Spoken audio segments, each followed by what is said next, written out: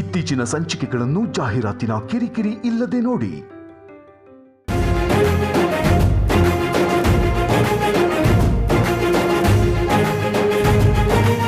ಆನಂದ್ ಗುರೂಜಿಯವರು ಜನರ ಮತ್ತು ಭಕ್ತರ ಸಮಸ್ಯೆಗಳನ್ನು ಪರಿಹಾರ ಮಾಡುವುದರಾಗ ಅಗ್ರಗಣ್ಯವಾದಂಥ ಉತ್ತರಗಳನ್ನು ಕೊಡ್ತಾ ಇದ್ದಾರೆ.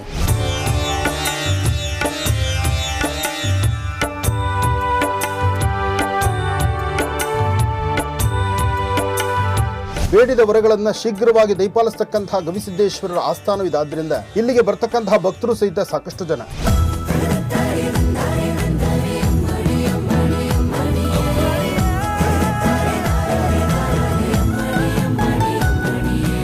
ಒಂದೊಂದು ಮಾತು ಒಂದು ಮುತ್ತು ಆನಂದಿ ಗುರುಜಿಯರಿರ್ದು ಅವ್ರು ಏನ್ ಹೇಳ್ತಾರ ಅದನ್ನ ಮಾಡ್ತಾರ, ಏನ್ ಮಾಡ್ತಾರ ಅದನ್ನ ಹೇಳ್ತಾರ.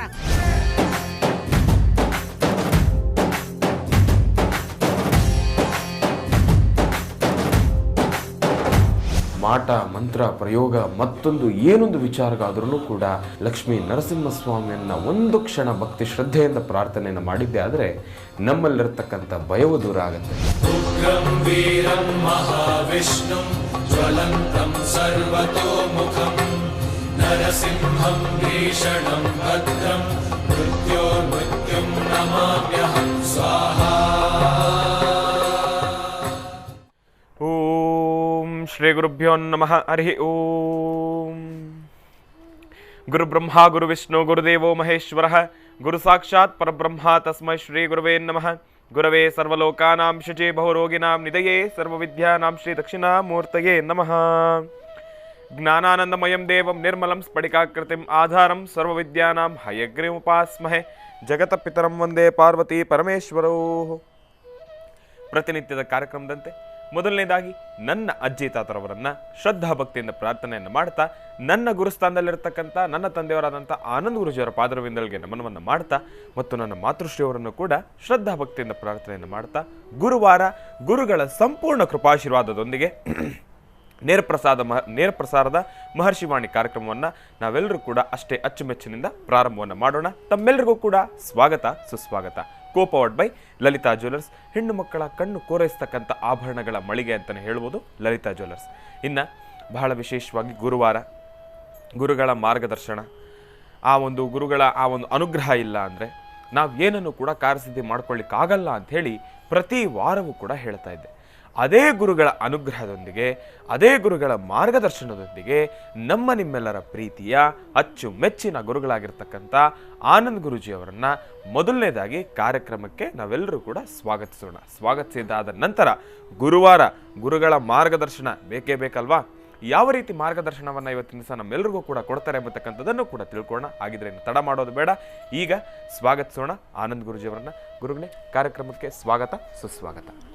ಗುರು ಬ್ರಹ್ಮ ಗುರು ವಿಷ್ಣು ಗುರುದೇವೋ ಮಹೇಶ್ವರ ಗುರು ಸಾಕ್ಷಾತ್ ಪರಬ್ರಹ್ಮ ತಸ್ಮೈ ಶ್ರೀ ಗುರುವೇ ನಮಃ. ಗುರುವೇ ಸರ್ವಲೋಕಾನಾಂ ವಿಷಜೇ ಭವರೋಗಿಣಾಂ ನಿಧಯೇ ಸರ್ವವಿದ್ಯಾನಾಂ ಶ್ರೀಂ ದಕ್ಷಿಣಾಮೂರ್ತಯೇ ನಮೋ ನಮಃ. ಪೂಜ್ಯಾಯ ರಾಘವೇಂದ್ರಾಯ ಸತ್ಯಧರ್ಮರತಾಯ ಚ ಭಜತಾಂ ಕಲ್ಪವೃಕ್ಷಾಯ ನಮತಾಂ ಕಾಮಧೇನವೇ ಶ್ರೀಂ ಭಾರತೀರಮಣ ಮುಖ್ಯ ಪ್ರಾಣಾಂತರ್ಗತ ಇಷ್ಟದೇವತಾ ಕುಲದೇವತಾತ್ಮಿಕ ಶ್ರೀ ಗುರು ರಾಘವೇಂದ್ರಾಯ ನಮಃ. ಗುರು ರಾಘವೇಂದ್ರಾಯ ನಮಃ. ಗುರು ರಾಘವೇಂದ್ರಾಯ ನಮಃ. ಗುರು ರಾಘವೇಂದ್ರಾಯ ನಮಃ. ಗುರು ರಾಘವೇಂದ್ರಾಯ ನಮಃ. बोलो भगवान शिरडी सद्गुरु साईनाथ महाराज की जय. जगद्गुरु आदिशंकराचार्य महाराज की जय. शंकर मध्व रामानुजाचार्य महाराज की जय. जय गुरुदत्त. ದತ್ತಾತ್ರೇಯರನ್ನು ಪ್ರಾರ್ಥನೆ ಮಾಡ್ತಾ ಗುರುಗಳ ವಿದ್ಯೆ, ಗುರುಗಳ ಆಶೀರ್ವಾದ, ಗುರುವಿನ ಅನುಗ್ರಹ ಇದೆಲ್ಲವನ್ನು ಪಡಿಬೇಕಾದ್ರೆ ಗುರುವಿನ ಮಾರ್ಗದರ್ಶನ ಬಹಳ ಮುಖ್ಯವಾಗಿರ್ತಕ್ಕಂಥದ್ದು. ಅದು ಜನ್ಮದಲ್ಲಿ ಸಂಸ್ಕಾರದ ಅರಿವು, ಸಂಸ್ಕಾರದ ಫಲ, ಪೂರ್ವಜನ್ಮದ ಸುಕೃತ ಅಂತ ಹೇಳ್ತಾರೆ. ಪೂರ್ವಜನ್ಮದ ಸುಕೃತ ಇದ್ದರೆ ಒಳ್ಳೆ ಗುರುವಿನ ಅನುಗ್ರಹ ನಮಗಿರುತ್ತಂತೆ. ಪೂರ್ವಜನ್ಮದ ಸುಕೃತ ಇದ್ದರೆ ಒಳ್ಳೆ ಗುರುವಿನಡೆ ನಾವು ಪಾಠವನ್ನು, ಪ್ರವಚನವನ್ನು ಅಥವಾ ನಮ್ಮ ಜೀವನದ ಮೌಲ್ಯಾಧಾರಿತ ಒಂದು ಬದುಕನ್ನು ನಾವು ಅಭ್ಯಾಸ ಮಾಡ್ಬೋದಂತೆ. ಏನೇ ಆದರೂ ಪೂರ್ವಜನ್ಮದ ಕತೆ ನಮಗೆ ಗೊತ್ತಿದೆಯೋ ಇಲ್ವೋ ಅಥವಾ ನಾವು ತಿಳ್ಕೊಳ್ಳೋದು ಬಿಡೋದು ನಮ್ಗೆ ಬೇಡವಾದಂಥ ವಿಚಾರ, ಅಥವಾ ಬೇಕು ಅಂದರೂ ಅದು ಅಪೇಕ್ಷೆ ಪಡುವಂತಹ ವಿಚಾರ. ಆದರೆ ಇಹದಲ್ಲಿ, ಈ ಜನ್ಮದಲ್ಲಿ ಸರಿಯಾದ ಸನ್ಮಾರ್ಗದಲ್ಲಿ ನಾವು ನಡಿಬೇಕಾದ್ರೆ ನಿಮಗೆ ಯಾರು ಗುರು ಅಂತಿರ್ತಾರೋ ಅವರಲ್ಲಿ ನೀವು ನಮ್ರತೆಯ ಬದುಕನ್ನು ಕಂಡಾಗ, ನೀವು ನಿಮ್ಮ ನಮ್ರತೆಯಿಂದ ಅವರಲ್ಲಿ ನಿಂತು ನಿಮ್ಮಲ್ಲಿರ್ತಕ್ಕಂತಹ ವಿದ್ಯೆಯನ್ನು ಅದಕ್ಕೆ ನನಗೆ ದಾರಿ ಹೋಗಬೇಕು, ಅಥವಾ ನಿಮ್ಮ ವಿದ್ಯೆ ಮತ್ತು ವಿದ್ವತ್ತನ್ನು ನನಗೆ ಜೀವನದಲ್ಲಿ ಬೋಧನೆ ಮಾಡಬೇಕು, ನಾನು ಹಾಕುವ ಹೆಜ್ಜೆಗೆ ನನಗೊಂದು ವಿಶೇಷವಾಗಿ ನಿಮ್ಮ ಆಶೀರ್ವಾದ ಬೇಕು ಅಂತ ಯಾರು ಅಪೇಕ್ಷೆಯನ್ನು ಪಡ್ತಾರೋ, ಯಾರು ಗುರುಗಳ ಸಾನ್ನಿಧ್ಯದಲ್ಲಿ ನಿಂತು ಅವರ ಶ್ರದ್ಧಾಭಕ್ತಿಯಾಗಿ ಅವರ ಒಂದು ವಿಶೇಷತೆಯಿಂದ ಆ ವಿದ್ವತ್ತನ್ನು ಕಲಿಬೇಕು ಅಂತ ಅಪೇಕ್ಷೆ ಪಡ್ತಾರೋ ಅದು ಬಹಳ ವಿಶೇಷ. ಯಾವತ್ತಿಗೂ ಗುರುನಿಂದನೇ ಒಳ್ಳೆಯದಲ್ಲ. ಗುರು ಹಾಗೆ ಮಾಡಿದ್ರು ಹೀಗೆ ಮಾಡಿದ್ರು, ಅವರು ನಮ್ಮನ್ನು ನೋಡಿದ್ರು ಬಿಟ್ಟರು, ಅಥವಾ ನಮಗೆ ಅವ್ರು ಬೇರೆ ಥರ ನೋಡಿದ್ರು ನಮ್ಮನ್ನು ನೋಡಲಿಲ್ಲ, ಬೇರೊಬ್ಬರು ಬಂದಾಗ ಭಾಳ ಒಳ್ಳೆ ಟ್ರೀಟ್ಮೆಂಟ್ ಇತ್ತು, ನನ್ನನ್ನು ಸರಿಯಾಗಿ ಗಮನಿಸ್ತಿಲ್ಲ, ಆ ಚಿಂತನೆ ನಾವು ಯಾವತ್ತೂ ಮಾಡಬಾರ್ದು. ಒಂದು ವಿಚಾರ ತಿಳ್ಕೊಳ್ಬೇಕು ನಾವು, ನಿನ್ನ ಜವಾಬ್ದಾರಿ, ನಿನ್ನ ಕಾಯಕ. ಗುರು ಎಲ್ಲಾದರೂ ಇರಲಿ, ನಿನ್ನ ಮನಸ್ಸಲ್ಲಿ ಗುರುವಿಗೆ ಒಂದು ಸ್ಥಾನಮಾನ ಇರಲಿ. ಗುರು ಎಲ್ಲಾದರೂ ಇರಲಿ, ನಿನ್ನ ಮನಸ್ಸಿನಲ್ಲಿ ಗುರುವಿಗೆ ಒಂದು ಸ್ಥಾನಮಾನವಿರಲಿ. ಆ ಸ್ಥಾನಮಾನ ಪ್ರತಿನಿತ್ಯ ಬೆಳಗ್ಗೆ ಮಧ್ಯಾಹ್ನ ಸಾಯಂಕಾಲ ನಮ್ರತೆಯಿಂದ ಅಂಜಲಿಬದ್ಧರಾಗಿ ನಿಮ್ಮ ಹೃದಯಕ್ಕೆ ನೀವು ನಿಂತು ಗುರುವಿಗೆ ನಮಸ್ಕರಿಸಬೇಕು. ಗುರುವಿನ ಅನುಗ್ರಹವನ್ನು ತಾವು ಪಡಿಬೇಕು.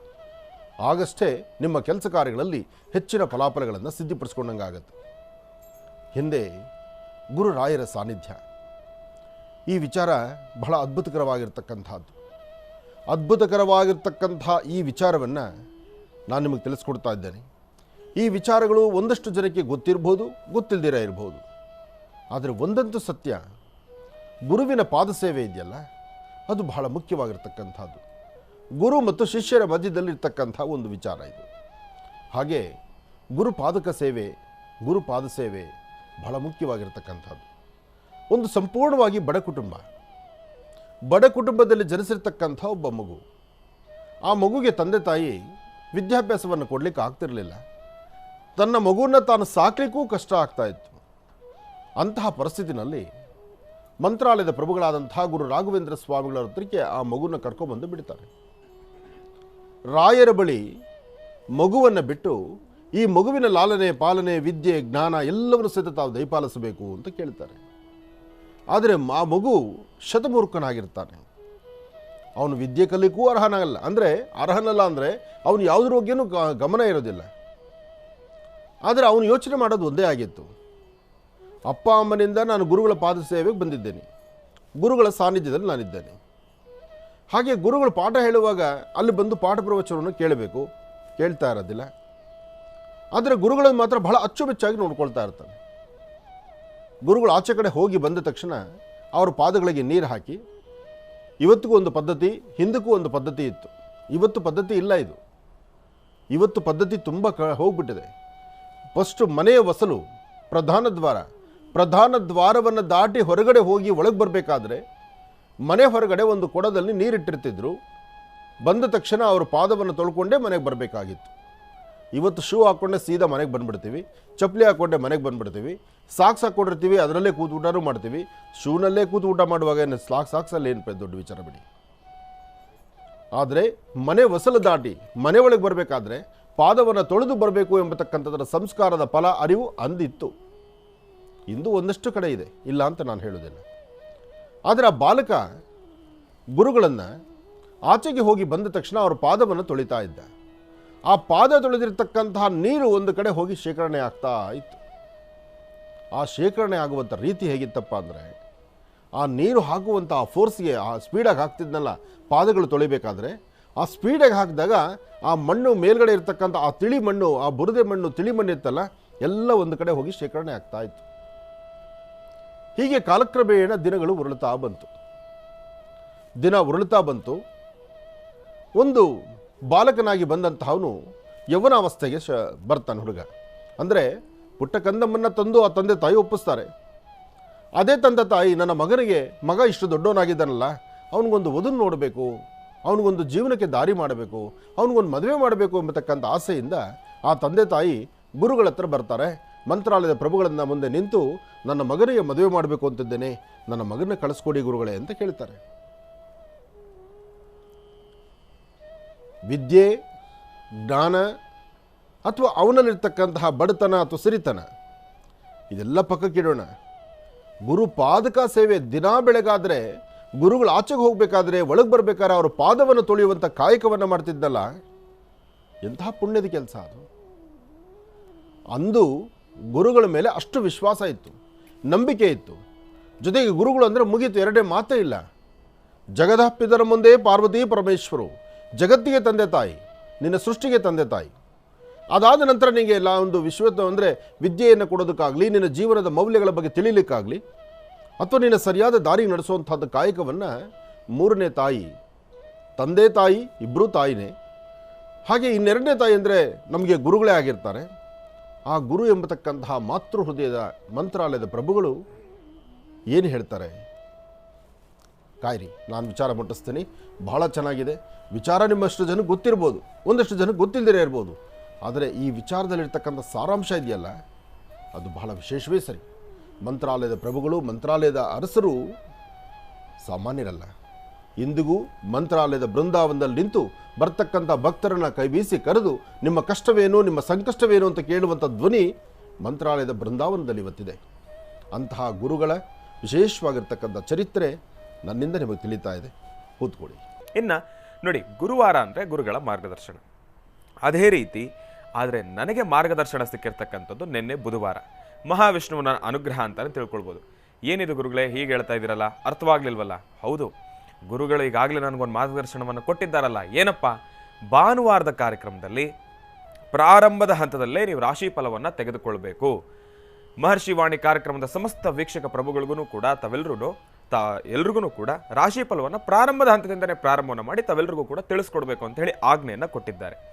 ಆ ಆಜ್ಞೆಯನ್ನು ಚಾಚೂ ತಪ್ಪದಿರ ನಾವೆಲ್ಲರೂ ಕೂಡ ನಿಭಾಯಿಸ್ತಾ ಇದ್ದೀವಿ ಅಂತ ಹೇಳ್ತಾ ಈ ಬಾರಿಯ ಭಾನುವಾರದ ಕಾರ್ಯಕ್ರಮವನ್ನು ತಪ್ಪದೆ ತಾವೆಲ್ಲರೂ ಕೂಡ ವೀಕ್ಷಿಸಲೇಬೇಕು, ರಾಶಿ ಫಲವನ್ನು ತಿಳ್ಕೊಳ್ಳೇಬೇಕು. ಯಾಕೆ ಹೇಳಿ? ಗುರುಗಳ ಮಾತಿನಂತೆ ಪ್ರಾರಂಭದಿಂದನೇ ನಾವೆಲ್ಲರೂ ಕೂಡ ರಾಶಿ ಫಲವನ್ನು ಪ್ರಾರಂಭವನ್ನು ಮಾಡ್ತಾ ಇದ್ದೀವಿ. ಅದರ ಜೊತೆಗೆ ನಾನೇನೋ ತಿಳಿಸಿರ್ತಕ್ಕಂಥದ್ದಾಯಿತು. ಹಿಂದಿನ ಭಾಗದಲ್ಲಿ ಗುರುಗಳು ಅದ್ಭುತವಾಗಿರ್ತಕ್ಕಂಥ ಕಥಾಶ್ರವಣವನ್ನು ಮಾಡ್ತಾ ಇದ್ರಲ್ವಾ, ಬನ್ನಿ ಇನ್ನಷ್ಟು ವಿಚಾರಗಳನ್ನು ತಿಳ್ಕೊಳ್ಳೋಣ. ಗುರುಗಳೇ, ಮತ್ತೆ ಕಥಾಶ್ರವಣವನ್ನು ಮುಂದುವರಿಸಿದರು. ಖಂಡಿತ. ಈ ಕಥೆ ಅನ್ನೋದಕ್ಕಿಂತ ಪ್ರತಿಯೊಬ್ಬರ ಜೀವನೂ ಸಹಿತ ಈ ಮಾರ್ಗವನ್ನು ಅನುಸರಿಸಿದ್ರೆ ಬಹುಶಃ ವಿದ್ಯೆಗೆ ಯಾವತ್ತೂ ಕೊರತೆ ಇಲ್ಲ. ವಿದ್ವಾನ್ ಸರ್ವತ್ರ ಪೂಜ್ಯತೆ ಅಂತ ಹೇಳ್ತಾರೆ. ಆ ವಿದ್ಯೆ ಜ್ಞಾನ ಎಂಬತಕ್ಕಂಥ ಜ್ಞಾನ ಭಂಡಾರದೊಂದಿಗೆ ನಾವು ಹೇಗೆ ನಡ್ಕೊಳ್ತೀವೋ ಹಾಗೆ ನಮ್ಮ ಜೀವನ. ಹಾಗೆ ಮಂತ್ರಾಲಯದ ಪ್ರಭುಗಳು ಗುರು ರಾಘವೇಂದ್ರ ಸ್ವಾಮಿಗಳವರ ಪ್ರತಿನಿತ್ಯ ಪಾದ ಸೇವೆ ಮಾಡ್ತಾ ತನ್ನ ಜೀವನವನ್ನು, ತನ್ನ ಕಾಯಕವನ್ನು ನಡೆಸ್ತಿರುವಾಗ ವಯಸ್ಕರನಾಗಿರ್ತಕ್ಕಂತಹ ಆ ಹುಡುಗನಿಗೆ ಅಂದರೆ ಮದುವೆ ವಯಸ್ಸು ಬಂದಾಯಿತು. ಅತ್ತ ತಂದೆ ತಾಯಿ ಬಂದು ಗುರುಗಳ ಸಾನ್ನಿಧ್ಯಕ್ಕೆ ಬಂದು ಸಾಷ್ಟಾಂಗ ನಮಸ್ಕಾರವನ್ನು ಮಾಡಿ, ನನ್ನ ಸುಪುತ್ರನಿಗೆ ಮದುವೆ ಮಾಡಬೇಕಾಗಿದೆ, ನಿಮ್ಮ ಆಶೀರ್ವಾದದಿಂದ ನನ್ನ ಮಗನ ಕಳಿಸ್ಕೊಟ್ರೆ ಮದುವೆ ಮುಗಿದ ನಂತರ ಪುನಃ ಆತನ್ನು ಇಲ್ಲೇ ಕರ್ಕೊಂಡು ಬಂದುಬಿಡ್ತೀವಿ. ಆದರೆ ನಿಮ್ಮ ಸೇವೆ, ನೀವು ನೋಡ್ಕೊಳ್ತಾ ಇರತಕ್ಕಂಥ ರೀತಿ, ನೀವು ಆತನು ಕೊಟ್ಟಂಥ ಜ್ಞಾನ ಎಲ್ಲವೂ ಅಪಾರವಾಗಿರ್ತಕ್ಕಂಥದ್ದು ಅಂತ ಶ್ರದ್ಧಾಭಕ್ತಿಯಾಗಿ ಆ ಮಗುವಿನ ಅಂದರೆ ಆ ಹುಡುಗನ ತಂದೆ ತಾಯಿ ನಿಂತು ಕೇಳ್ತಾರೆ. ಅಷ್ಟು ದೂರದಲ್ಲಿದ್ದಂತಹ ಆ ಹುಡುಗ ಅಂದರೆ ಪ್ರತಿನಿತ್ಯ ಪಾದಸೇವೆ ಮಾಡ್ತಿರ್ತಕ್ಕಂಥ ಹುಡುಗನ್ನ ಗುರು ರಾಯರು ಕರೀತಾರೆ. ಬಾಯಿಲಿ ನಿನ್ನ ತಂದೆ ತಾಯಿ ಬಂದಿದ್ದಾರೆ, ಅವರೊಂದಿಗೆ ನೀನು ಹೊರಡೋದಕ್ಕೋಸ್ಕರ ನೀನು ಸಿದ್ಧನಾಗು ಅಂತ. ಆದರೆ ಗುರುಗಳನ್ನು ಬಿಟ್ಟು ಹೊರಡೋಕ್ಕೆ ಮನಸ್ಸು ಒಪ್ಪಲ್ಲ. ಯಾಕೆ ಅಂದರೆ ಅಂತಹ ಒಂದು ಮಾತೃ ಹೃದಯ. ಪ್ರತಿ ಕಾಲ ಎಲ್ಲ ಶಿಷ್ಯರಿಗಿನ್ನ ಒಂದು ಪಟ್ಟು ಹೆಚ್ಚಾಗಿ ಈತನ ನೋಡ್ಕೊಳ್ತಾ ಇದ್ರಂತೆ ಗುರುರು. ಆ ಗುರುಗಳು ನೋಡ್ತಾ ಇದ್ದಂಥ ರೀತಿಗೆ ಆತ ಅಲ್ಲಿಂದ ಆಚೆ ಹೊರಡಲಿಕ್ಕೂ ಮನಸ್ಸಿಲ್ಲ, ಆದರೂ ಹೊರಟ.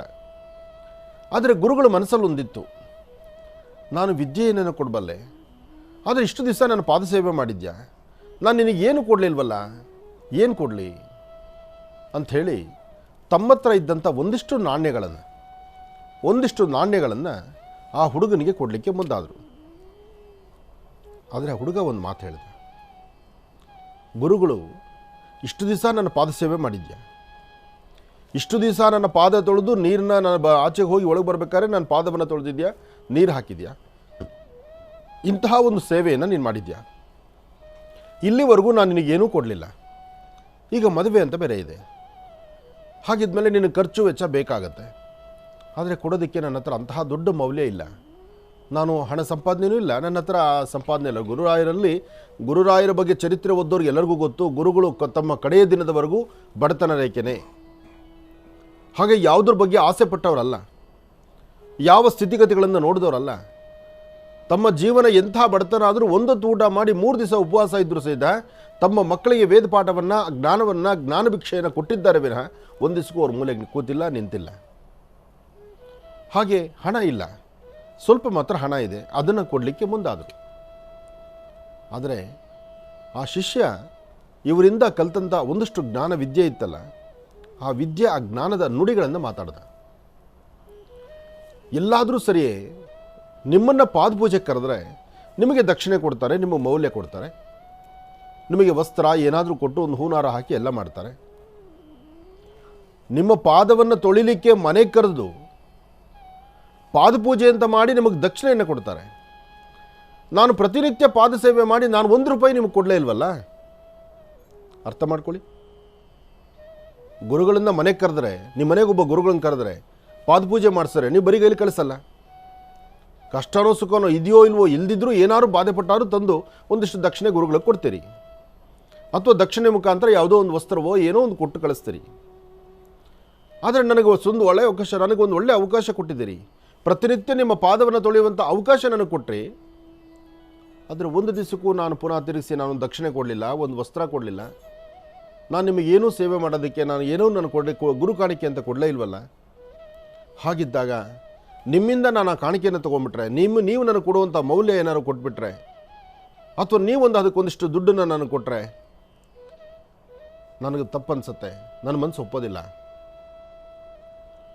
ಎಂಥ ಒಂದು ನುಡಿಮುತ್ತು, ಆ ಪ್ರಕಾರವಾದಂಥ ಒಂದು ಚಿಂತನೆ ಆ ಮಗುವಿನಲ್ಲಿತ್ತು. ಆದರೆ ಗುರುರಾಯರು ಕೇಳಿದ್ರು, ಹಾಗಿದ್ರೆ ನಿನಗೇನು ಬೇಕು? ಇಷ್ಟು ದಿವಸ ನಾನು ಸೇವೆ ಮಾಡಿದ್ಯಾ ಅಂತಕ್ಕಂಥದ್ದರ ಮನಸ್ಸು ನನಗಿದೆ, ಪ್ರತಿನಿತ್ಯ ನನ್ನ ಪಾದ ತೊಳೆದ್ನಲ್ಲ, ಪಾದ ತೊಳೆದು ಗುರುಪಾದಗಳನ್ನು ತೊಳೆದ ಮೇಲೆ ಗುರು ಕಾಣಿಕೆ ನಾನು ಏನು ಕೊಡಲಿಲ್ವಲ್ಲ ಅಂತಕ್ಕಂಥ ಮನಸ್ಸು ನಿನಗಿದೆ. ಆದರೆ ನಮ್ಮಿಬ್ಬರಿಗೂ ಸಮಾಧಾನ ಆಗೋ ಏನಾದ್ರು ಒಂದು ಆಗಬೇಕಾಗಿದೆ, ಏನು ಮಾಡೋದು?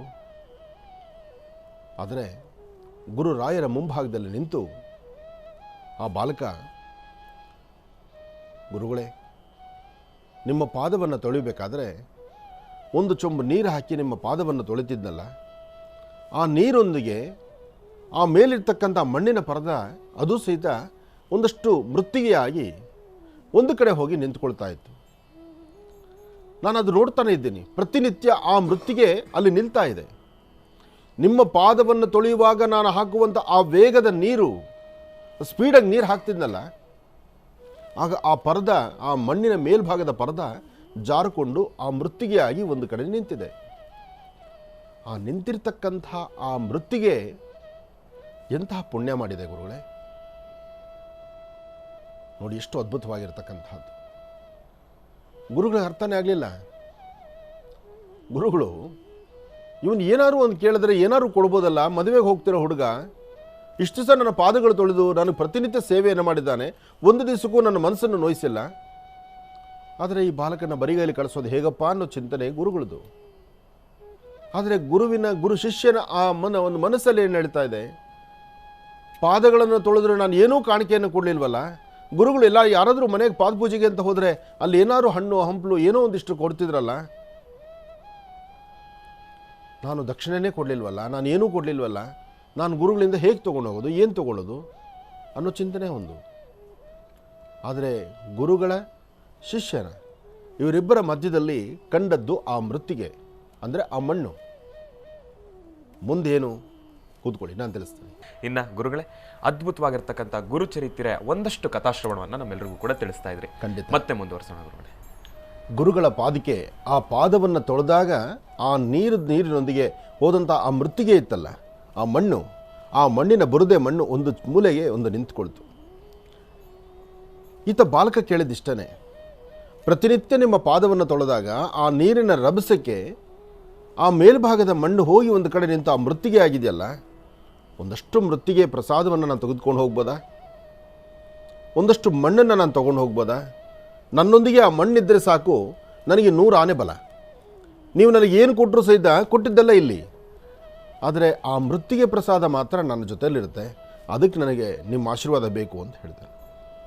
ಅಯ್ಯೋ ಅಷ್ಟೇ ತಾನೆ, ಆಯಿತು ನೀನು ತೊಗೊಂಡೋಗು ಅಂದರೆ ಗುರುಗಳು ಯೋಚನೆ ಮಾಡೋರು, ಏನು ಇವನು ಮಣ್ಣು ಕೇಳ್ತದನಲ್ಲ, ಈ ಪಾದವನ್ನು, ನನ್ನ ಪಾದವನ್ನು ತೊಳೆದಂತಹ ನೀರಿನಿಂದ ಬಂದು ಎಲ್ಲೋ ಒಂದು ಕಡೆ ಬುರದೆಯಾಗಿ ನಿಂತಿರ್ತಕ್ಕಂತಹ ಆ ಮೃತ್ತಿಗೆ, ಆ ಮಣ್ಣನ್ನು ಕೇಳ್ತಿದ್ದಾನಲ್ಲ ಆಯ್ತ.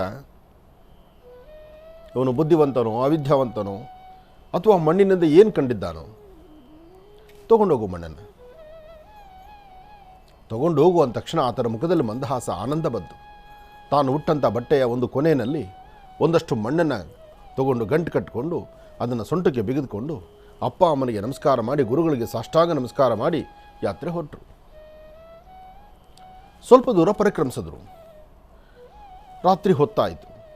ಹಾಗೆಲ್ಲ ಈಗಿನ ಥರ ಬಸ್ಸು ಲಾರಿ ರೈಲು ಅದೇನಿಲ್ವಲ್ಲ, ನಡೆದು ಹೋಗಬೇಕಾಗಿತ್ತು. ಸಂಜೆ ಕಾಲ ಆಯಿತು, ರಾತ್ರಿ ಆಯಿತು. ಅಲ್ಲಿ ಒಂದು ಊರಿನಲ್ಲಿ ಒಂದು ದೊಡ್ಡ ಮನೆ. ಆ ಮನೆ ಶ್ರೀಮಂತರ ಮನೆ ಶ್ರೀಮಂತರ ಮನೆ ಮುಂದೆ ಒಂದು ಜಗಳಿ ಮೇಲೆ ಆತ ವಿಶ್ರಾಂತಿ ತೆಗೆದುಕೊಳ್ಳೋದಕ್ಕೆ ಮಲಗ್ತಾನೆ.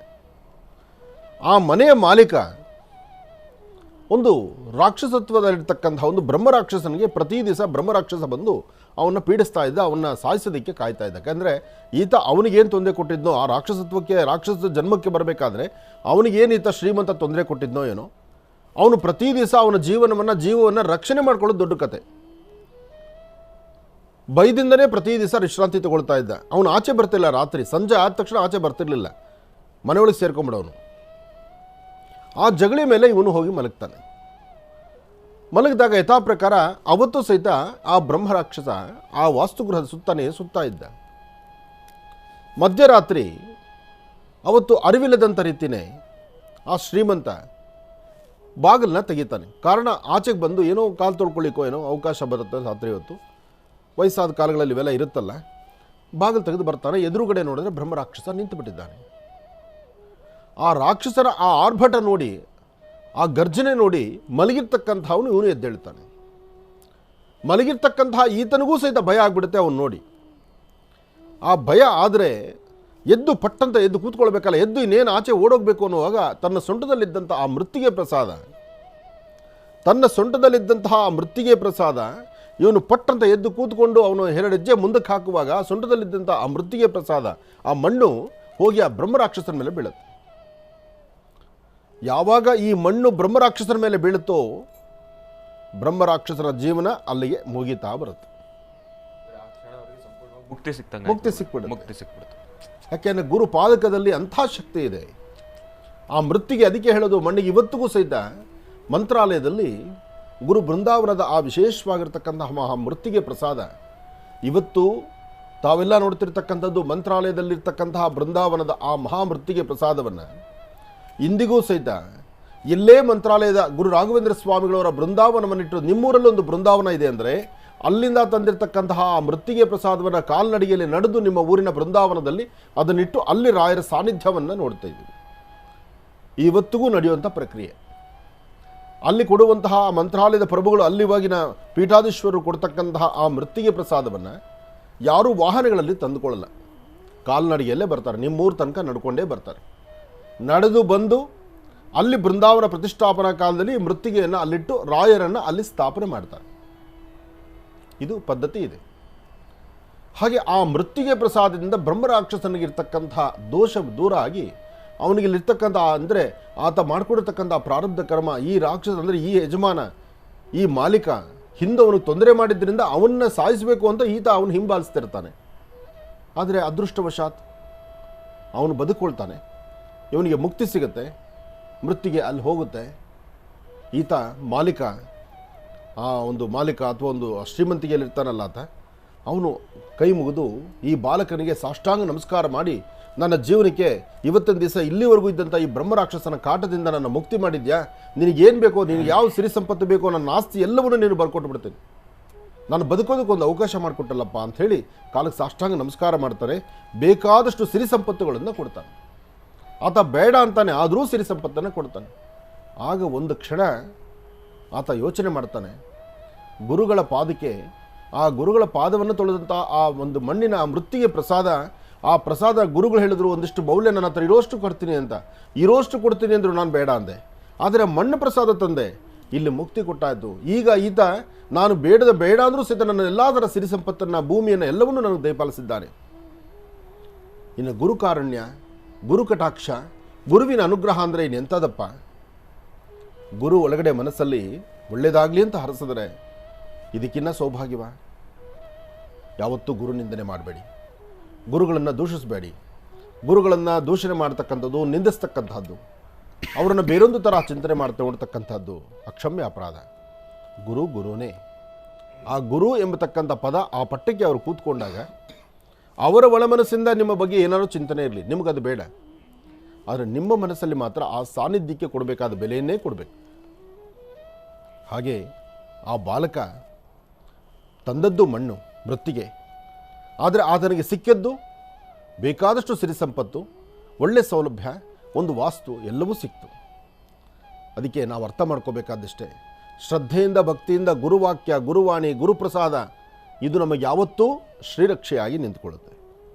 ಇದನ್ನು ಮಂತ್ರಾಲಯದ ಪ್ರಭುಗಳು ಮಾಡಿದ್ದು, ಇದು ಸತ್ಯ ಘಟನೆ, ನಡೆದಿರೋ ಘಟನೆ. ಇದನ್ನು ನಾನು ಕತೆ ಶ್ರವಣ, ನಾನು ಕತೆ ಕಟ್ತಿರ್ತಕ್ಕಂಥದ್ದಲ್ಲ. ಆದರೆ ಒಬ್ಬರು ಹಿರಿಯರು, ಒಬ್ಬರು ಪಂಡಿತರು, ಒಬ್ಬರು ಗುರುಗಳು, ಅವರ ವಾಕ್ಯದಲ್ಲಿ ಬಂದದ್ದು, ಅವರು ಹೇಳುವ ಶೈಲಿ ಮತ್ತಷ್ಟು ಆನಂದ. ಆದರೆ ಅವರನ್ನು ನಾವು ಅನುಕರಿಸೋಕ್ಕಾಗೋದಿಲ್ವಲ್ಲ. ಅವ್ರು ಹೇಳಿರುವ ಒಂದೊಂದು ವಾಕ್ಯವೂ ಅಷ್ಟು ಅದ್ಭುತವಾಗಿರತಕ್ಕಂತಹದ್ದು. ಆ ಪ್ರವಚನವನ್ನು ಕೇಳುವಾಗ ಕಣ್ಣಲ್ಲಿ ನೀರು ಬರುತ್ತೆ. ಜೀವನ ಅಂದರೆ ಹೀಗ, ಈ ಜೀವನದಲ್ಲಿ ನಾವು ಹೀಗಿರಬೇಕು, ಹೀಗಿದ್ದರೆ ನಮ್ಮ ಬದುಕು ಹೀಗಿದೆ. ಅದರಲ್ಲೂ ಮಂತ್ರಾಲಯದ ಪ್ರಭುಗಳು ಅವ್ರ ಬಗ್ಗೆ ಎಷ್ಟು ಹೇಳಿದ್ರೂ ಅದು ಕಡಿಮೆನೆ. ಮಂತ್ರಾಲಯದ ಪ್ರಭುಗಳಿಗೆ ಜಾತಿ ಮತ ಭೇದವಿಲ್ಲ. ಯಾರೊಬ್ಬರು ಬಂದರೂ ಸಹಿತ ಅವ್ರನ್ನ ಎದೆ ಹತ್ತಿರಕ್ಕೆ ತಂದುಕೊಂಡು ಅವರ ಸಮಸ್ಯೆಗಳನ್ನು ದೂರ ಮಾಡತಕ್ಕಂಥವ್ರು. ಕಲಿಯುಗದ ಕಲ್ಪವೃಕ್ಷ ಕಾಮಧೇನು ಅಂತ ಹೆಸರಿರ್ತಕ್ಕಂಥವ್ರು. ಮಂತ್ರಾಲಯದ ಪ್ರಭುಗಳನ್ನು ಯಾರು ಶ್ರದ್ಧೆಯಿಂದ ಭಕ್ತಿಯಿಂದ ಪ್ರಾರ್ಥನೆ ಮಾಡ್ತಾರೋ, ಪೂಜ್ಯಾಯ ರಾಘವೇಂದ್ರಾಯ ಸತ್ಯಧರ್ಮಋತಾಯ ಚಾಂ ಭಜತಾಂ ಕಲ್ಪವೃಕ್ಷಾಯ ರಮತಾಂ ಕಾಮಧೇನುವೆ. ಗುರು ರಾಘವೇಂದ್ರ, ಗುರು ರಾಘವೇಂದ್ರ, ಗುರು ರಾಘವೇಂದ್ರ. ಬೃಂದಾವನದ ಮುಂದೆ ನಿಂತು ನಿಮ್ಮ ಕಷ್ಟಗಳನ್ನು, ಸಮಸ್ಯೆಗಳನ್ನು ಹೊತ್ತು ಆ ರಾಯರ ಬೃಂದಾವನ ಮುಂದೆ ನಿಂತರೆ ಸಾಕು, ಕಷ್ಟ ಕಾರ್ಪಣ್ಯಗಳೆಂಬತಕ್ಕಂಥದ್ದು ಮಂಜಿನಗಡ್ಡೆ ಥರ ಕರಗಿ ಹೋಗುತ್ತೆ. ಇದು ಸತ್ಯ, ಇದು ಪವಾಡ, ಇದು ನಡೀತಿದೆ, ಇವತ್ತಿಗೂ ನಡೀತಾನೆ ಇದೆ. ಎಲ್ಲರೂ ರಾಯರಿಗೆ ತಲೆ ಬಗ್ಗಿಸಿ ನಮಸ್ಕರಿಸೋಣ. ಗುರುಗಳ ಅನುಗ್ರಹವನ್ನು ಎಲ್ಲರೂ ಪಡೆಯೋಣ. ಒಳ್ಳೆಯದಾಗಲಿ, ಶುಭವಾಗಲಿ. ಬಹಳ ವಿಶೇಷವಾಗಿ ಇಂದಿನ ಭಾಗದಲ್ಲಿ ಗುರುಗಳು ಗುರು ರಾಯರ ಅನುಗ್ರಹ, ಗುರುಚರಿತ್ರೆ ಪ್ರತಿಯೊಂದನ್ನು ಕೂಡ ಅದ್ಭುತವಾಗಿ ತಿಳಿಸ್ತಾ ಇದ್ರು. ಆ ಒಂದು ಕಥೆಯನ್ನು, ನೈಜ ಘಟನೆ ಆಗಿರತಕ್ಕಂಥ ಒಂದು ಕಥೆಯನ್ನು ಕೇಳ್ತಾ ಇದ್ರೆ ಮೈ ರೋಮಾಂಚನವಾಗ್ತಾ ಇತ್ತು.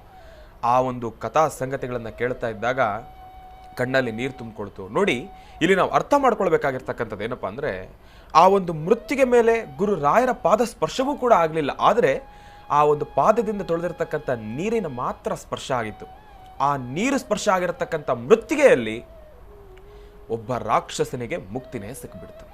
ಹಾಗೆ ಗುರುಗಳು ನಮ್ಮ ಹಿಂದೆ ಇಲ್ಲಾಂದ್ರೂ ಕೂಡ ಗುರುಗಳ ನೆರಳು ನಮಗೆ ಸೋಕ್ಬಿಟ್ರೆ ಅಸಾಧ್ಯವಾದ್ದನ್ನು ಕೂಡ ನಾವು ಸಾಧನೆ ಮಾಡ್ಕೊಳ್ಬೋದು. ನಮ್ದೆಂಥ ಸಂಕಷ್ಟಗಳು ಬರಲಿ, ಎಂಥ ಸನ್ನಿಗ್ಧ ಪರಿಸ್ಥಿತಿಗಳು ಬರಲಿ, ಆ ಕ್ಷಣ ನಾವು ಅದನ್ನು ಭೇದಿಸ್ಲಿಕ್ಕೆ ಆಗ್ತಾ ಇಲ್ಲ ಅಂತಂದಾಗ ನಮ್ಮ ಗುರುಗಳನ್ನು ನಾವು ಶ್ರದ್ಧಾಭಕ್ತಿಯಿಂದ ಪ್ರಾರ್ಥನೆಯನ್ನು ಮಾಡಿದ್ದೆ ಆದರೆ ಗುರುಗಳ ಮಾರ್ಗದರ್ಶನದಿಂದ ನಾವೆಲ್ಲವನ್ನು ಕೂಡ ಕಾರ್ಯಸಿದ್ಧಿಪಡಿಸ್ಕೊಳ್ಬೋದು. ಅಂತಹ ಮಂತ್ರಾಲಯದ ಪ್ರಭುಗಳಾಗಿರ್ತಕ್ಕಂಥ ಗುರು ರಾಯರ ಸಂಪೂರ್ಣ ಕೃಪಾಶೀರ್ವಾದ ನಿಮ್ಮೆಲ್ಲರ ಮೇಲೆ ಇರಲಿ ಅಂತ ಹೇಳ್ತಾ, ಇನ್ನು ತಡ ಮಾಡೋದು ಬೇಡ, ಪಂಚಾಂಗ ಶ್ರವಣವನ್ನು ತಿಳ್ಕೊಳ್ಬೇಕಲ್ವಾ? ಅದಕ್ಕೋಸ್ಕರ ಈಗ ಪ್ರಾರಂಭವನ್ನು ಮಾಡೋಣ. ದಿನ ವಿಶೇಷ.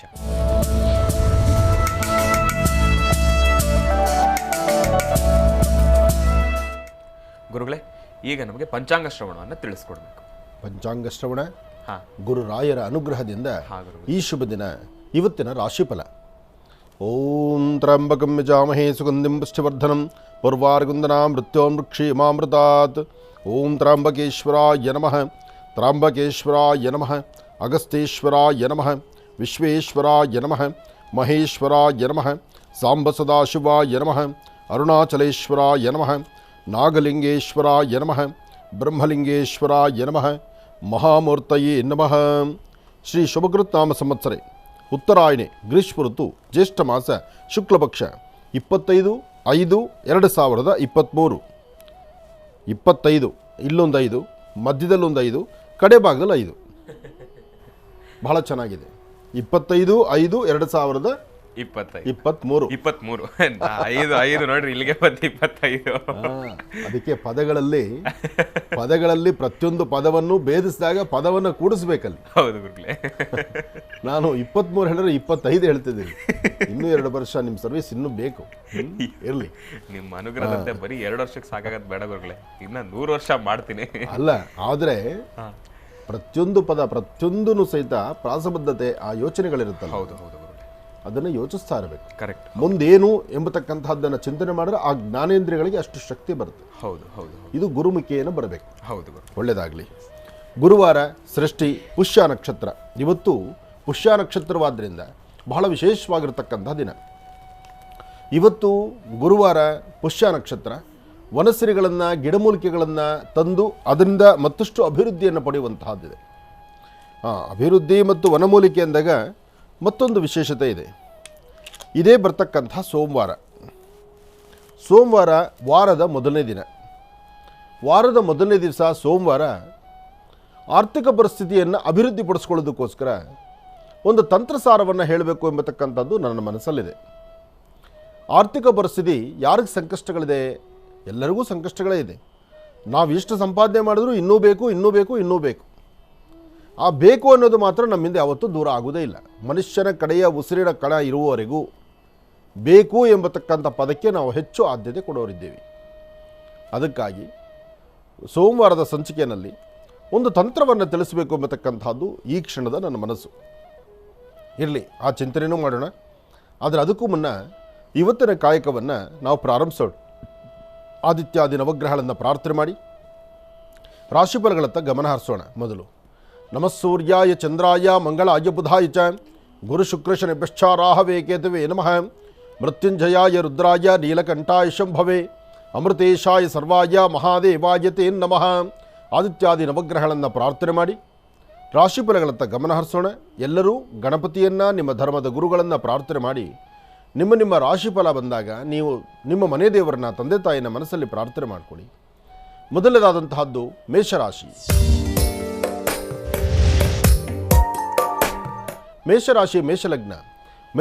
ಮೇಷಲಗ್ನದಲ್ಲಿರ್ತಕ್ಕಂಥವರಿಗೆ ಬುಧ ಮತ್ತು ಚಂದ್ರ ಇರ್ತಕ್ಕಂಥ ಆಸ್ಥಾನ, ಗುರು ಮತ್ತು ಶುಕ್ರ ಇರ್ತಕ್ಕಂಥ ಆಸ್ಥಾನ ಚೆನ್ನಾಗಿದೆ. ಶುಕ್ರನ ಅನುಗ್ರಹದಿಂದ ಅಸಾಧ್ಯವಾದ್ದನ್ನು ಸಾಧನೆ ಮಾಡಿಕೊಳ್ತೀರಿ. ತೃಪ್ತಿಕರವಾದಂತಹ ಬದುಕನ್ನು ಕಾಣ್ತೀರಿ.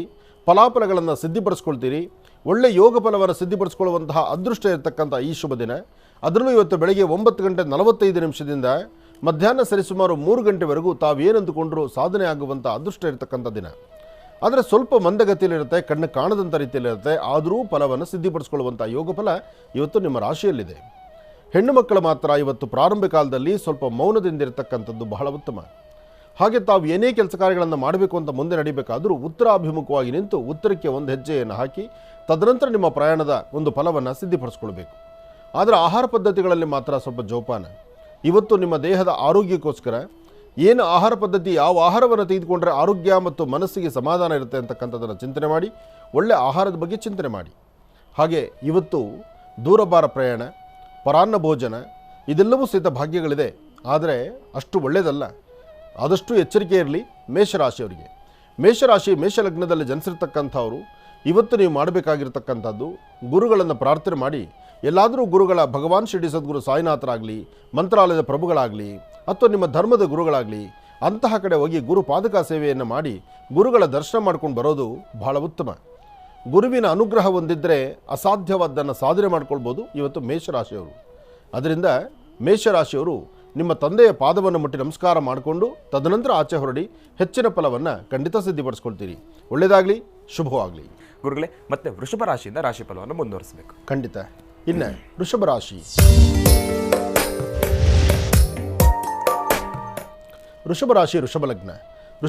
ವೃಷಭ ಲಗ್ನದಲ್ಲಿರ್ತಕ್ಕಂಥವರು ಚಿಂತೆಯನ್ನು ಬಿಟ್ಟು ಸರಿಯಾದ ಮಾರ್ಗವನ್ನು ಅನುಸರಿಸಿದ್ರೆ ಇವತ್ತು ಸಾಕಷ್ಟು ಒಳ್ಳೆಯ ಫಲ ಇದೆ.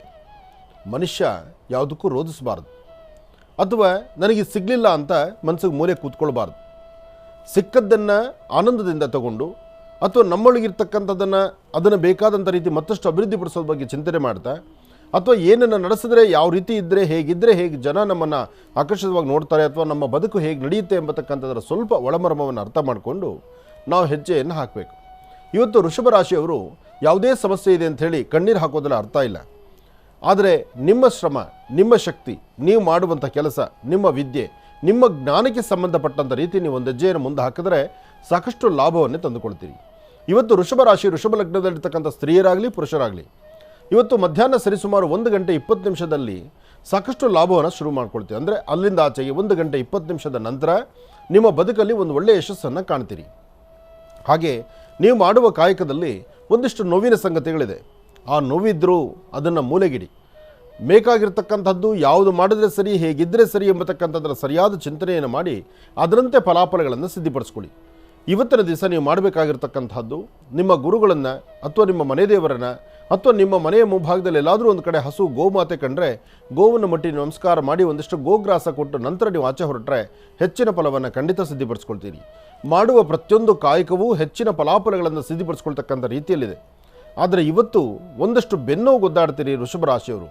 ಅದರಲ್ಲೂ ಹೆಣ್ಣು ಮಕ್ಕಳು ಇವತ್ತು ಯಾವುದಾದ್ರು ಒಂದು ವಿಚಾರದಲ್ಲಿ ನಿಂದನೆಗೊಳಗಾಗ್ತೀರಿ. ಸ್ವಲ್ಪ ಜವಾಬ್ದಾರಿಯಾಗಿರಿ, ಜಾಗರೂಕತರಾಗಿರಿ, ಎಚ್ಚರಿಕೆಯಿಂದಿರಿ.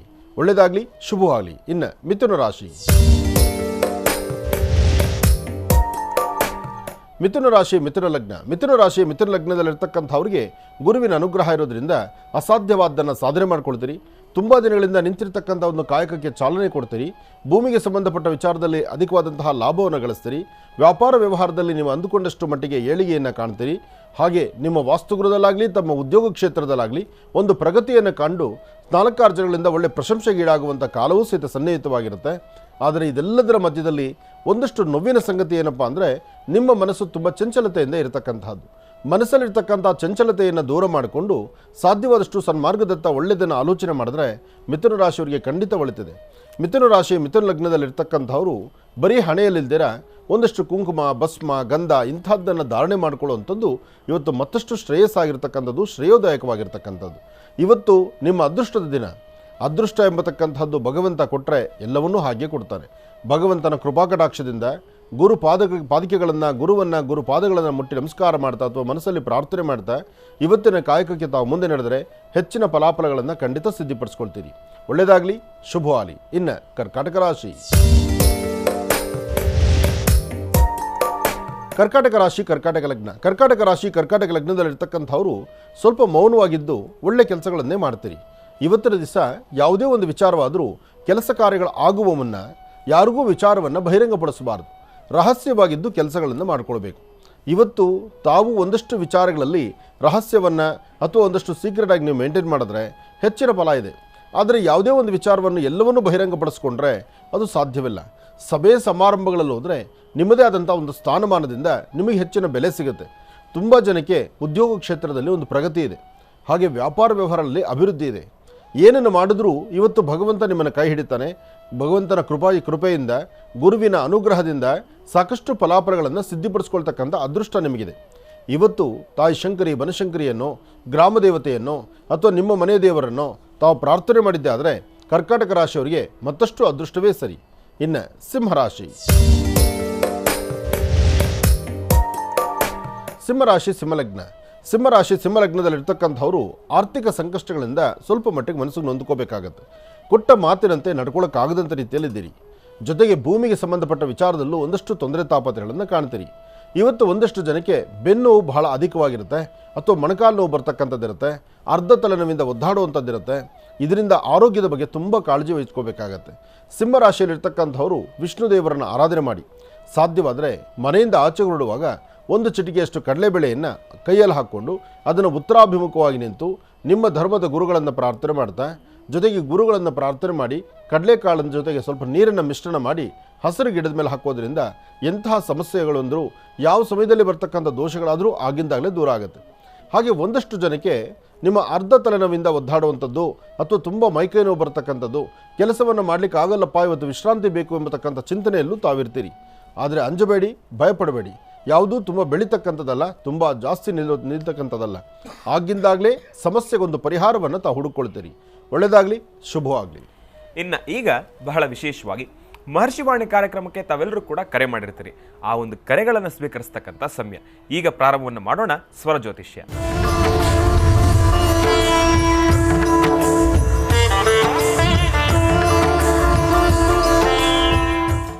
ಬನ್ನಿ, ಕಾರ್ಯಕ್ರಮಕ್ಕೆ ಮೊದಲು ಯಾರು ಕರೆ ಮಾಡಿದ್ದಾರೆ ಅನ್ನೋದನ್ನ ತಿಳ್ಕೋಣ. ಹಲೋ.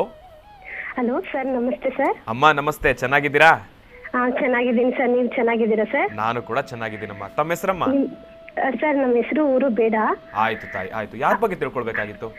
ಅಮ್ಮ ಬಗ್ಗೆ ತಿಳ್ಕೊಬೇಕಾಯ್ತು, ಅಪ್ಪಾಜಿ ಹತ್ರ ಮಾತಾಡ್ಬೇಕಾಯ್ತು ಸ್ವಾಮಿ. ಆಯ್ತು ತಾಯಿ, ಆಯ್ತು, ಮಾತಾಡಿ. ಹಲೋ. ಹಲೋ ಅಪ್ಪಾಜಿ, ನಿಮ್ ಪಾದಕ್ಕೆ 100 ನಮಗಲು ಅಪ್ಪಾಜಿ. ಹೇಳಮ್ಮ. ಅಪ್ಪಾಜಿ, ಅಮ್ಮಗೆ ಮೈಗೆ ಹುಷಾರಿಲ್ಲ. ಅಮ್ಮ ನಿನ್ನೆ ಗಾಡಿಯಿಂದ ಬಿದ್ದೋದ್ರು. ಯಾಕೆ, ಹೇಗೆ? ಹೀಗೆ ಹೋಗ್ತಾ ಇದ್ರು, ಬೇರೆ ಯಾರೋ ಬಂದು ಡಿಕ್ಕಿ ಹೊಡೆದಿ ಬಿದ್ದೋಗ್ಬಿಟ್ರು. ಎದೆ ಹತ್ರ ಏಟಾಗ್ಬಿಟ್ಟಿದೆ. ನನ್ಗೆ ತಂದೆ ಇಲ್ಲ, ತಾಯಿನೇ ಇಲ್ಲ.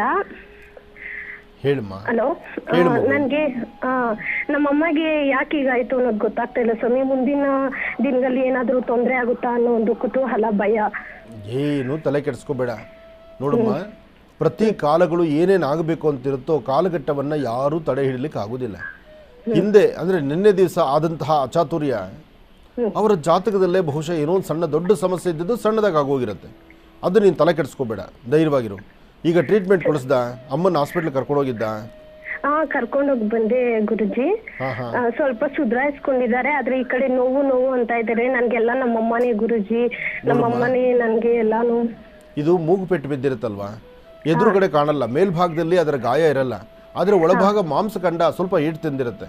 ಸ್ವಲ್ಪ ದಿವಸ ಒಂಚೂರು ಬಿಸಿನೀರು ಕಾವು ಕೊಡ್ತಕ್ಕಂಥದ್ದು, ಅದು ಎದೆ ಭಾಗ ಆದ್ರಿಂದ ಸ್ವಲ್ಪ ಯೋಚನೆ ಮಾಡ್ಬೇಕು ನೀನು. ಯಾಕೆಂದ್ರೆ ಸಡನ್ ಆಗಿ ಅಲ್ಲಿ ಏನು ಟ್ರೀಟ್ಮೆಂಟ್ ಕೊಡಬೇಕಾದ್ರೂ ಅದನ್ನ ಸರಿಯಾದ ವೈದ್ಯರ ಬಳಿ ಒಂದ್ಸತಿ ನೋಡಿಸು. ಬಲಗಡೆ ಸ್ವಾಮಿ ಬಿದ್ದಿರೋದು, ಎಲ್ಲಿ ಬಲಗಡೆನೇ ಆಗಲಿ, ಒಂದು ಕೆಲಸ ಮಾಡು, ಸರಿಯಾದ ವೈದ್ಯರನ್ನ ಅಲ್ಲಿ ಹತ್ತಿರದಲ್ಲಿ ಎಲ್ಲಾದ್ರೂ ಒಂದ್ಸರಿ ಮೆಡಿಕಲ್ ಅಲ್ಲಿ ಚೆಕ್ ಮಾಡಿಸಿ.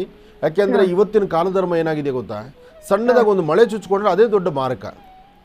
ಅಮ್ಮನಿಗೆ ಶುಗರು BP ಆ ಥರ ಏನಾರು ಇದೆಯಾ? ಇಲ್ಲ ಸ್ವಾಮಿ, ಏನು ಇಲ್ಲ. ನಿಮ್ ದಯ, ದೇವ್ರ ದಯ ಆ ಥರ ಎಲ್ಲ ಏನಿಲ್ಲ. ತಲೆ ಕೆಡಿಸ್ಕೋಬೇಡ. ನಮ್ ಜಮೀನ್ದು ಬಗ್ಗೆ ಎಲ್ಲ ಆಗ್ ಬಂದಿದೆ, ಅದ್ರ ಬಗ್ಗೆ ಕೇಳ್ಬೇಕಿತ್ತು ಸ್ವಾಮಿ. ನಿನಗೆ ಭಗವಂತ ಎಲ್ಲ ಒಳ್ಳೇದು ಮಾಡ್ತಾನೆ. ಅಮ್ಮನ ಆರೋಗ್ಯ ಸರಿ ಹೋಗಲಿ, ನಿಮಗೆ ಬರಬೇಕಾದಂತಹ ಭೂಮಿ ಏನು ಜಮೀನು ಬಗ್ಗೆ ಪ್ರಶ್ನೆ ಇಟ್ಟಿದ್ದೀರೋ ಆ ಪ್ರಶ್ನೆನೂ ಶೀಘ್ರವಾಗಿ ಕಾರ್ಯಸಿದ್ಧಿ ಆಗಲಿ.